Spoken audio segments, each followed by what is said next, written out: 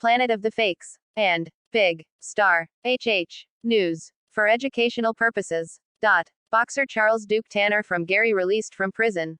Charles Duke Tanner, a Gary native and former professional boxer, was released from prison last week after he was granted clemency after serving 16 years in prison. He was among several individuals whose sentences were commuted by President Donald Trump. Tanner, 40, was released October 21 from a Pennsylvania prison, according to the Federal Bureau of Prisons. He was scheduled to be released October 20, 2030. For years, Tanner fought to have his drug sentence cut short. Tanner was 24 years old when he was arrested and convicted on charges of drug conspiracy.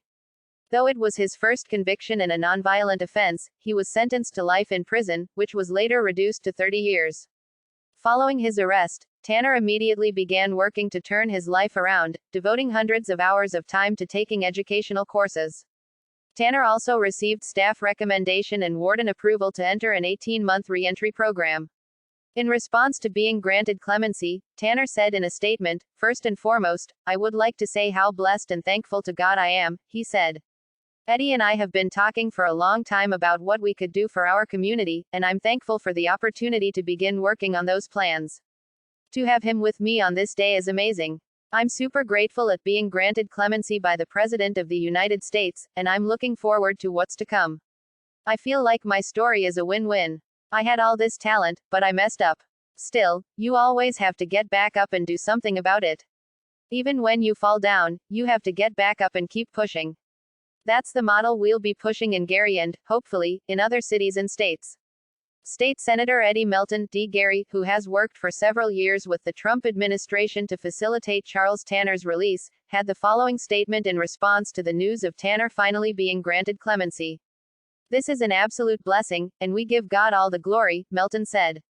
"I've spoken with Charles almost every other week, and it feels surreal to actually be on my way to pick him up and take him home.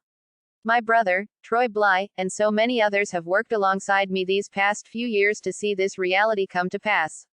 We are all beyond grateful that Tanner has finally been granted the freedom that he has worked hard to show he deserves. I would like to give a special thanks to Jayron K.